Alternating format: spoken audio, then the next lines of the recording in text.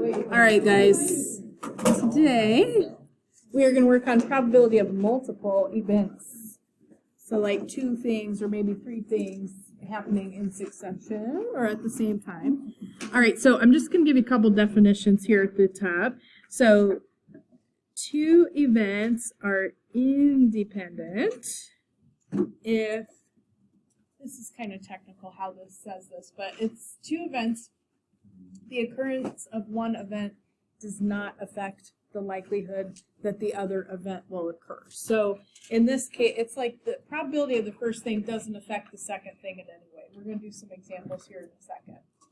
And then 2 events are going to end up being dependent events if the occurrence of one event does affect the likelihood that the other event will occur. So if they're dependent, something in your first event somehow affects the probability of the second event. Okay, so we're literally just in this first example going to say independent or dependent. I'm just going to write I or D to abbreviate, but if I flip heads on a coin, and then I have a different coin, I flip tails on another coin, would those 2 things be independent or dependent? Independent. One does not affect the other. If I flip a coin over here, flip a coin over there, there are 2 totally different coins. One does not affect the other. That would be independent. So I'm just going to write I there. Okay, now, if I have a bag of marbles, and blue marble is chosen out of the bag, and I set it aside on the table, and then I go back in the bag and pick out a green marble, independent or dependent?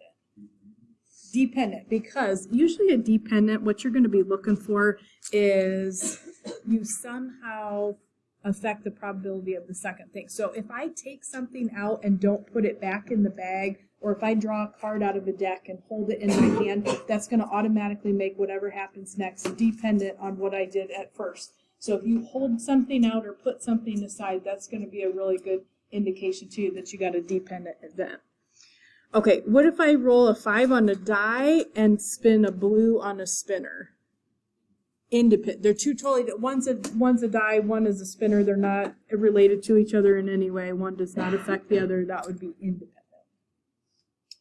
Okay, if you are calculating probability of independent events, you're going to see an and statement here. So it's going to say the probability of A and B. If you see and, I want you to think, hey, I should multiply. So this is going to be the probability of A times the probability of B. So if you have 2 independent events, the probability of A and B, you take the probability A happens times the probability that B happens. And so this is where I might grab my calculator because these fractions can have a little bit tricky to simplify and stuff like that. Okay, now you don't have to do this. I'm just going to do it on my paper real quick here. So it says I have these 2 different bags with marbles in them, bag A and bag B. So bag A has 9 red marbles and 3 green marbles. So I'm just going to add those together real quick. So I'd have 12 marbles in that first bag. Then it says bag B has 9 black marbles and 6 orange. And just to add those together to get the total, 9 and 6 would give you 15. Okay, so what is the probability of selecting a green out of the first bag and a black marble out of the second bag?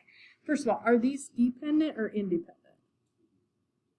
Independent. They're 2 separate bags. If it said I was taking marbles out of the same bag and putting them to the side on the table or something, that's dependent. They're 2 separate bags. I'm going to draw 1 marble out of each. Those probabilities don't affect each other. So what would you tell me, and we just do a fraction if you want, what's the probability I grab a green marble out of the first bag? 1/4, or if you want it, you don't even have to reduce it, it'd be 3 out of 12, right? 1/4, same thing. What's the probability I grab a black marble out of the second bag? 9 out of 15. Okay, and then all you have to do is multiply these guys together. You do not need a common denominator to multiply fractions. You just go straight across the top, straight across the bottom. And I know I can reduce both of these, but frankly, I'm just being lazy. So this is about 0.15 as the decimal, or this would be about a 15% chance if you wanted to write that as a percentage that would happen. Okay. 2 seniors, one from each of 2 government classes. We're going to randomly pick these people to go on a trip to Washington, D.C., it says. All right, so it says Wes has 18 people in this class. Emma has 20 people in her class. What's the probability that I select both of these specific people to go on this trip? So what would be the probability I would pick Wes out of his class? Yeah, he's just one person out of 18 total. And what would be the probability I would pick Emma out of her class? 1 out of 20. So if they were like, hey, we're going to go on this trip together and getting all, planning for it and everything, I'm going to show you this is a super teeny tiny percentage that this would happen. So this is 0.00, and I usually just do 3 decimal places, but I'm going to go 4 here because this is so small. If you multiply that by 100, this is not even a percent. This is like 0.28% chance that this would happen. So they should not go to lunch and be like, hey, let's plan what we're going to do in DC, because the likelihood this would happen would be extremely small. Is anybody having a question? Okay, let's see.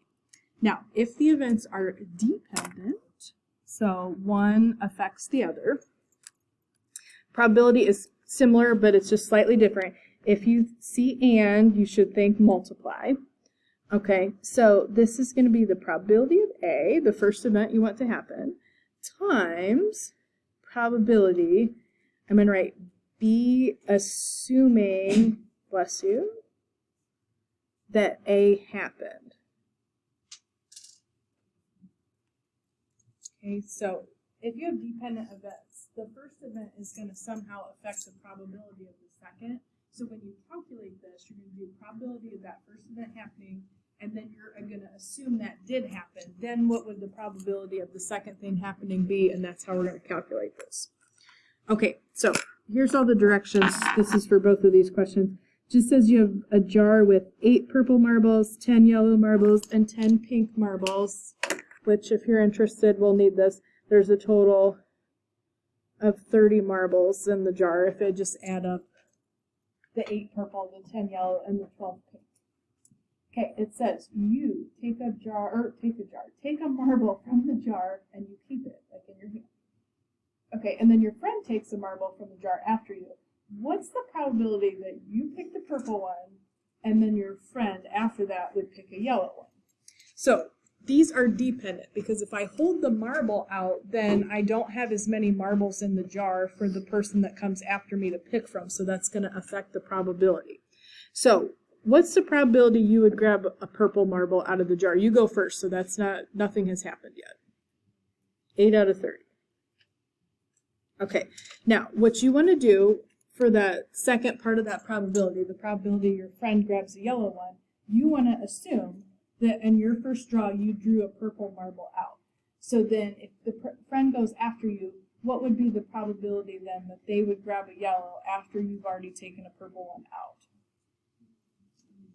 Yes, exactly. 10, there's 10 yellow, so you're assuming a purple one was drawn out. So there should still be 10 yellow ones left, but then there's only 29 marbles left in the jar because you held yours out.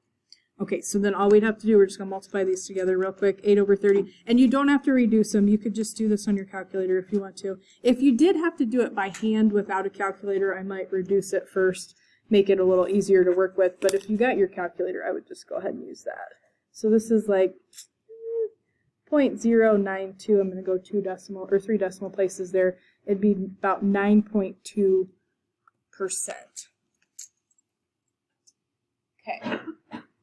What is the probability that you and your friend both pick a purple marble? Is what the second part of this question says. So it would still be 8 out of 30 for you to grab a purple marble first out of the jar. What would be the probability if you grabbed a purple marble, held it out, that then your friend would come after you and get a purple marble as well? Yes, okay, so 1 purple marble has been withdrawn, so we're assuming that happened. So now there's only 7 purple marbles left. Also, you took the marble out, so now there's only 29 for the friend to pick from. And we would just multiply those guys together real quick. So still 8 over 30 for that first one, but now 7 out of 29 for the second. So this is about 0.064, or about 6.4, if you wanted to think about that as a percent. Does anybody have any questions?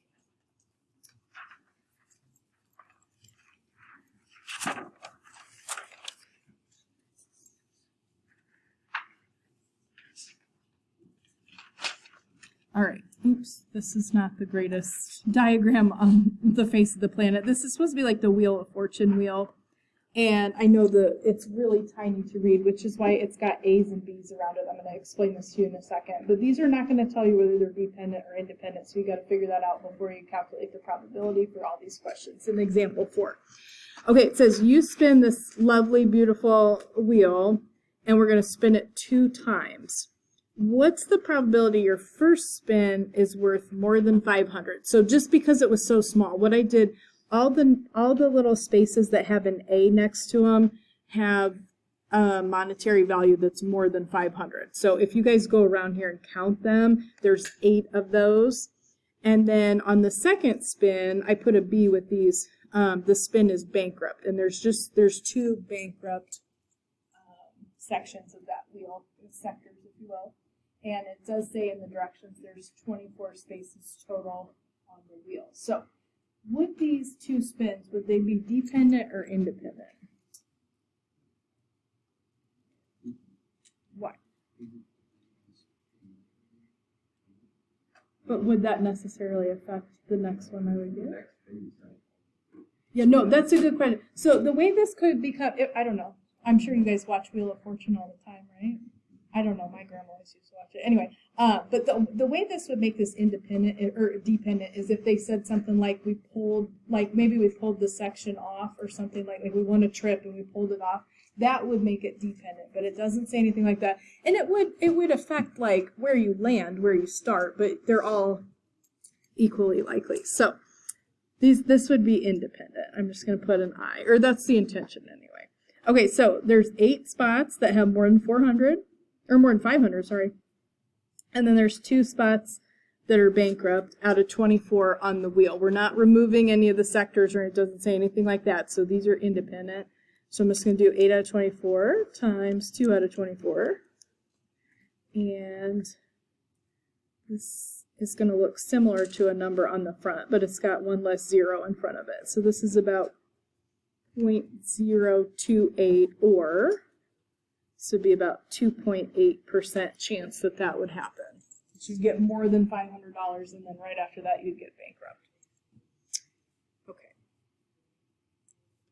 Number 2. Now, there's 2 kind of different questions here. So it says, you randomly select 2 cards from a standard deck, no jokers or anything, 52 cards. What's the probability the first card is not a face card and the second card is a face card if, and then I got these 2 things. Face cards, if you guys don't know this, that's the king, the queen, and the jack. How many face cards are in a normal deck of cards? So it should be 12, because there's 3. There's the king, the queen, and the jack, and then you got 4 suits. So it'd be 3 times the 4 suits, so there's going to be 12 of them.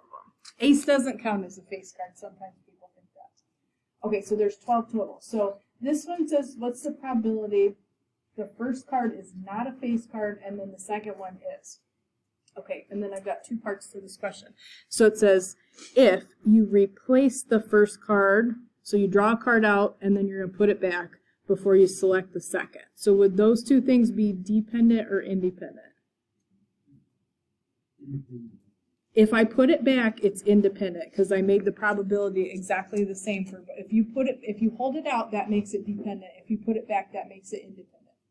Okay, so not a face card. There's 12 face cards out of 52. So not a face card like ace, 2, 3, 4, 5, 6, 7, 8, 9, 10.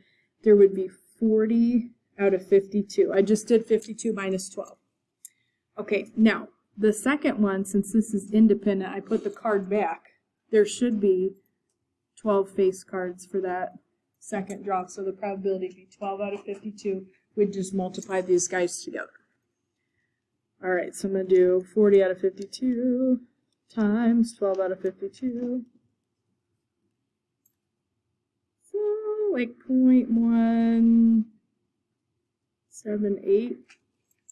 So about 17.8% chance that would happen. Okay, now if I hold the first card out, that affects the probability of the second card I draw out, so then that makes those two dependent. If you put it back, then your probability is equally likely for everything again. But if you hold it out, now you have fewer cards. So I still am going to want that first card to not be a face card, so it'd still be 40 out of 52. Okay, now I should still have all the face cards left because I'm assuming I drew some number card for that first draw, but you would only have 51 cards left in the deck if you hold that first one out. So this would be 40 divided by 52. I'm going to multiply that by 12 over 51. So this is about 0.181 as a decimal, about 18.1%. Anybody have it? Okay, last thing we're going to talk about today is right underneath here. This says two events are blank, and in the blank I'm going to write mutually exclusive. Two events are considered mutually exclusive if they cannot happen at the same time. Okay, so just some little examples of things that could happen at the same time and things that could not happen at the same time. So if they cannot happen at the same time, like if I roll a die, you can't get like a 2 and a 3 at the same time. It's one or the other, right? If I have to choose between a dog and a cat, I can't, it's one or the other. If I have to choose a heart or a diamond out of a deck of cards, one or the other, not both. So these all represent events that we would call mutually exclusive. They cannot happen at the same time. Now, similar kind of examples, but these could happen at the same time. So if I was rolling a die, I could roll a 2 and an even number at the same time because 2 is an even number, so there's an overlap there.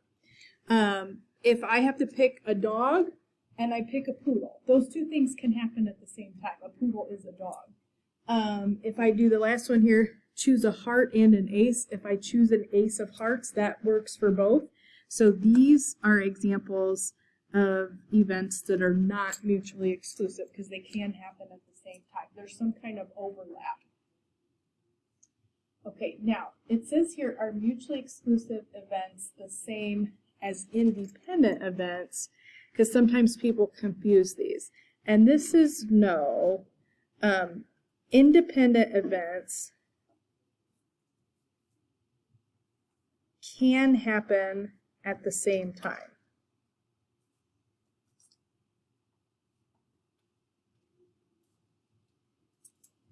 Independent events can happen at the same time. So like if you want to think back to the front, I had an example that said I was going to roll like a 5 on a die and spin a blue on a spinner. If I did those two things at the same time, one doesn't affect the other. They're not mutually exclusive, but they are independent. They could happen at the same time. Mutually exclusive events cannot happen at the same time. Okay, now what we're going to finish up with here is the probability of something or something else happening. We've been doing and.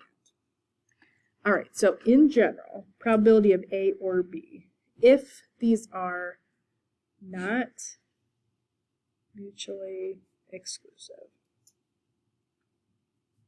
Okay, and this has to be that the two events are independent. Okay, this is the probability of A plus the probability of B, or is going to be add. And then I'm going to write this in two ways. This is a probability of A and B if they're independent. Okay, now, if they're dependent,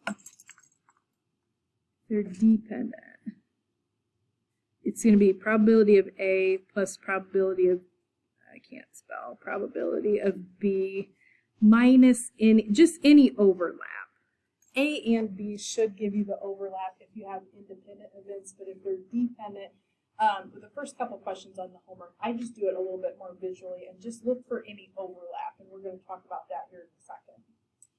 If the events are mutually exclusive, though, if they are mutually exclusive, so they can't happen at the same time, it's just probability of A plus probability of B. And we're going to explain this in this next example, because I know I just made that sound really confusing. Okay, so I'm just going to ask you before we do the problem, are the events mutually exclusive, yes or no? Okay, so this first one says 30% of the U.S. population is under 20 years old. 17% of the population is over 60 years old. What's the probability that a person chosen at random is, so maybe another way to write this, probability of under 20 or over 60. I had to write it out like in that format. Probability I randomly pick somebody, they're under 20 or over 60. Are those mutually exclusive? Can those two things, can you be under 20 and over 60 at the same time? No. Okay, so these are mutually exclusive. So that means there's no overlap here. Okay, so I would just add these probabilities together. In the directions, they just gave me 30% for under 20, and they gave me 17% for over 60. And you can just literally add them right like that, be 47%. 0.47 if you want to write it as a decimal. Mutually exclusive cannot happen at the same time. Okay, now these other ones are going to be a little trickier. So this is a standard number, like a die is tossed, find the probability. Okay, so this says even or less than 4. All right, so even numbers, I could roll on a die, would be 2, 4, and 6, right? Or numbers less than 4, that would be, it doesn't say less than or equal to, it just says less than, so strictly less than 4, so 4 would not be included in that, would be 1, 2, and 3. Are those mutually exclusive? Can these two things happen at the same time? Yes, okay, and the way I can tell that is because I wrote the number 2 twice, right? So there's an overlap. 2 falls into both of those categories. So if you want to follow the formula that I put up there, this would be, there's the probability of this one would be 3 out of 6, probability of this one would be 3 out of 6, and then you got to subtract off the overlap. So I counted 2 there twice, so I'm just going to subtract off 1/6. The probability of the overlap, it's just because I counted 2 twice, that gets subtracted off. Remember, your probability cannot be more than 1. This would actually simplify to be 5/6 if you did this. Now, if you want to write out your options, another way you could just do the problem, like I'll write out my options and I'll just be like, okay, I have 1, 2, 3, 4, and then I already have a 2, so I don't count that, and then 5, and I'll just do 5 out of 6 like that. That's another way you could do that. As long as they're all different, then you don't have to follow the formula if you don't want to. Okay, now, same question, but different premise here.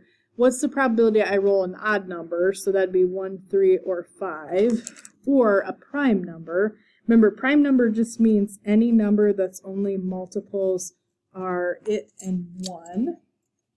So there's like major overlap here, right? Neither one of these are not mutually exclusive. So there's an overlap. So if I want to add these together, this would be 3 out of 6, 4 out of 6, and then I got to subtract off the overlap.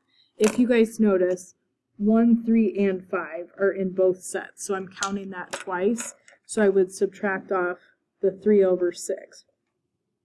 This would end up giving you 4/6, which can be reduced to 2/3. If you don't want to do the subtraction, just look at all the options that I wrote out. So I had 1, 3, 5, and then the only other one that was different in that second group was 2, bless you, and there's 4 of those. So if you wanted to do that without the subtraction, just not count the numbers twice, you can do it that way too. Does anybody have any question? Okay. Now, I'm going to slide down. This is just kind of like a little summary. I don't give you a scenario here at all. I just give you 2 probabilities One says and one says or. So just to remind you what to do with them. Okay, it says A and B are independent events. If you want the probability of A and B, that's going to mean you want to multiply. So they give me the probability of A is 1/6, probability of B is 2/5. So if I want to calculate the probability of A and B, I would just take those two numbers they give me and multiply them together. This would be 2 out of 30, which would reduce to 1/15.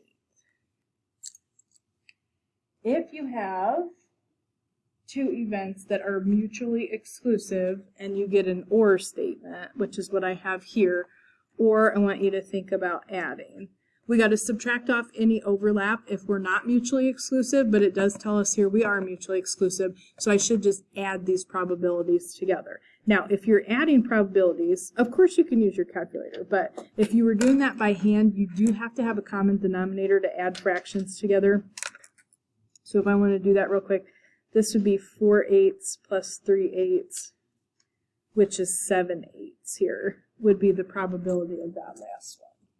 Just remember your probability cannot be more than 1. So if you're getting something that's more than 1, you may have done something a little bit incorrect. Is anybody having a question?